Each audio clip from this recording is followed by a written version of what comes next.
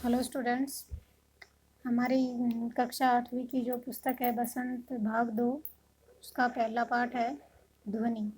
ध्वनि कविता है जो कि सूर्यकांत त्रिपाठी निराला के द्वारा लिखी गई है। इसमें कवि ने बसंत के वातावरण के बारे में बताया है। प्रकृति के माध्यम से उन्होंने अपनी जो आज की युवा पीढ़ी है उसके अंदर उत्साह और साहस भरने का कार्य किया है। युवा पीढ़ी को जागरूक करना कवि चाहता है। तो इसके माध्यम से कवि ने इस कविता में प्रकृति के माध्यम से युवा पीढ़ी के आलस्य को दूर करके उसको समाज में समृद्धि और सुख लाने के लिए जागृत किया है।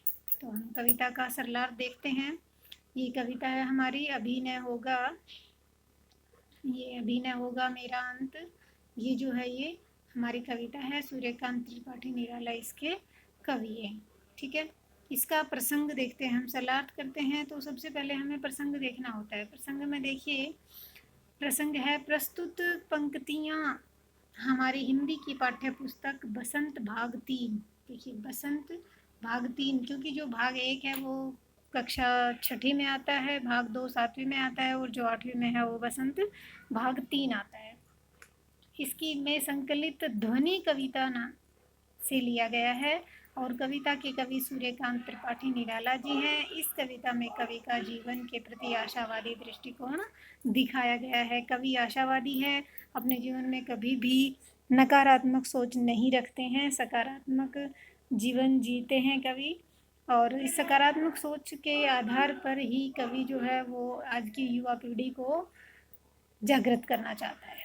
ठीक है, तो ये प्रसंग हमें लिखना है और उसके साथ उसके सरलार्थ किस तरह से करने हैं वो मैं आपको बताती हूँ।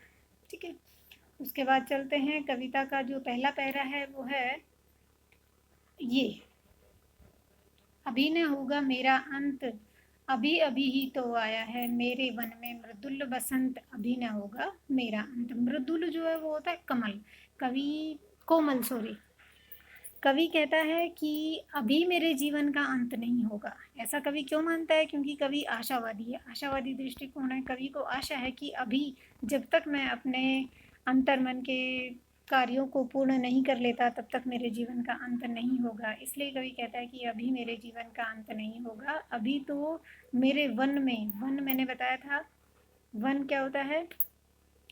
जीवन रूपी वन, यानी मेरा जो जीवन है उस वन में, जीवन रूपी वन में अभी अभी तो बसंत का आगमन हुआ है, तो उस बसंत को पूरी तरह से फैलने का समय अभी मेरे पास है, इसलिए अभी मेरे जीवन का अंत नहीं होगा। ठीक है, दूसरा पैरा देखते हैं। हरे हरे ये पात डालियां कलियां कोमल गात। कहता है कि जो प्रकृति है उसके हरे हरे पत्ते हैं, डालियां कोमल गात, कोमल कोमल कलियां हैं पेड़ों की। मैं ही अपना स्वप्न मृदुल कर स्वप्न मतलब स्वप्न रूपी मृदुल कोमल कर हाथ। कर किसे कहते हैं? कर जो होता है वो होता है हाथ। ठीक है बेटा, कर अर्थात हाथ। फेरूंगा निद्रित कलियों पर, यानी कोमल हाथ निद्रित सोई हुई, निद्रित क्या होती है? सोई हुई कलियों पर अपना कोमल हाथ फेरूंगा, कवि चाहता है।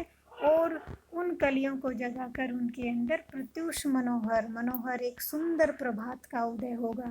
कवि एक सुंदर प्रभात यानी कलियों, जो सोई हुई कलियां हैं उनके जीवन में सवेरा लाने चाहता है। तो इसके माध्यम से कवि कलियों के माध्यम से युवा पीढ़ी के जीवन में सवेरा लाने की बात करता है। अगला पैरा है, पुष्प से तंद्रालस, पुष्प पुष्प से तंद्रालस लाल सा खींच लूंगा मैं, अपने नवजीवन का अमृत सहर्ष सींच दूंगा मैं। कवि कहता है कि फूल फूल से तंद्रालस, तंद्रालस होता है नींद का आलस, हर फूल से मैं नींद रूपी आलस है वह खींच लूंगा और अपने नव जीवन, नए जीवन के सहर्ष यानी खुशी से, जो नए जीवन की कामना है उस अमृत से मैं इन फूलों को सींच दूंगा, ऐसा कवि कहता है। द्वार दिखा दूंगा फिर उनको हैं मेरे वे जहाँ अनंत, अभी न होगा मेरा अंत। कहता है कि उनको फिर मैं वो द्वार दिखा दूंगा जिसका कभी अंत नहीं हो सकता, अनंत अंत नहीं हो सकता। तो इसके माध्यम से कवि कहना चाहता है कि किसको द्वार दिखाना चाहता है कवि? द्वार दिखा दूंगा उनको, उनको मतलब किनको? युवा पीढ़ी को, जो आने वाली युवा पीढ़ी है उनको मैं अनंत का, जिसका कभी अंत नहीं होने वाला, ऐसे अनंत का द्वार दिखा दूंगा। अर्थात कवि अपने अंतर मन की आवाज को प्रकृति के माध्यम से युवा पीढ़ी तक पहुंचाना चाहता है कि आलस्य को छोड़कर एक नए उत्साह के साथ जागृत बनो और अपने समाज को सुखी और समृद्ध बनाओ।